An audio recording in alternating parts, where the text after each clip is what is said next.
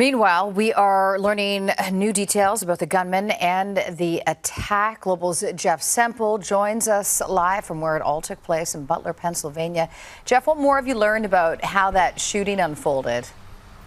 Yeah, good morning, Carolyn. Yeah, there's been a lot of outrage right across this country, including here in Butler, Pennsylvania, where that shooting happened in the field here just behind me on Saturday. The fact that it could have happened at all, given the former U.S. president's significant security detail. The gunman, just 20 years old, who was a member of his local firearms club, but besides that had no known formal weapons or security training of any kind, and yet he managed to take a shot and take it from so close. He was on a rooftop less than 150 meters from Donald Trump, so outside the formal security area, but still very close. 150 meters, for reference, is about the distance that U.S. Army recruits are required to hit their targets from to pass basic weapons training. So a difficult shot, but one that many people could have made. And the fact that this young man was able to take that shot at the former U.S. president is raising a lot of concern, of course, and many questions still unanswered. We've heard new details this morning.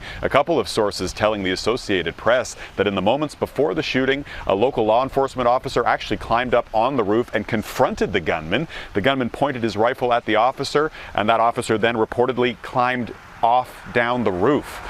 Details like that, of course, not helping to quell the anger or the questions around what happened. U.S. President Joe Biden has now ordered an independent investigation to try and answer some of those questions.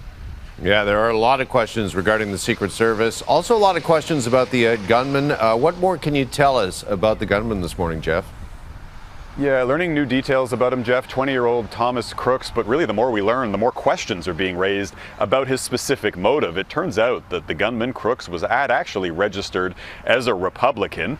He had no criminal record, wasn't known to police, no red flags on any of his online or social media activity. He grew up and lived in a quiet, middle-class suburb about an hour's drive from here. Police still searching that address this morning. That whole neighborhood has been cordoned off ever since. We've heard that the gun he used was a rifle that was legally purchased by his father some months ago. Police also reportedly found what they described as bomb-making materials, both in the home and in the car, but they said the materials were rudimentary, that they weren't particularly sophisticated. We've also heard from some of Crooks' former high school classmates who say he was a good student, a smart kid, but that he was a bit of a loner, an outcast, that he was often picked on and bullied, would wear camouflage and military fatigues to school. But beyond that, Jeff, really no clues as of yet as to his mindset and why he would have attempted to assassinate the former U.S. president in this way. Investigators stressing that their investigation into the shooting and the motive in particular is likely to take months. Now, Jeff, tonight the Republicans kick off their national convention. What can we expect?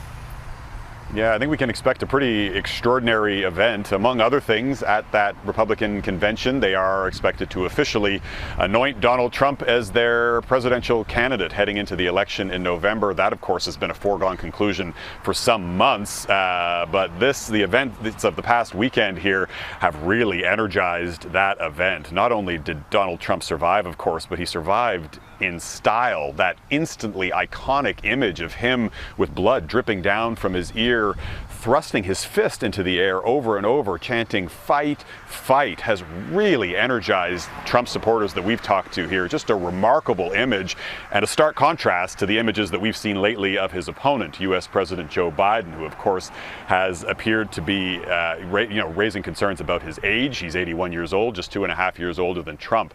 But the images of Biden appearing to be too old and mentally unfit for the job now standing in very sharp contrast to that almost heroic image of Donald Trump. He is expected to address the convention on Thursday. That will likely be his first public speech since the attempted assassination, and it's no doubt going to be a big one, guys.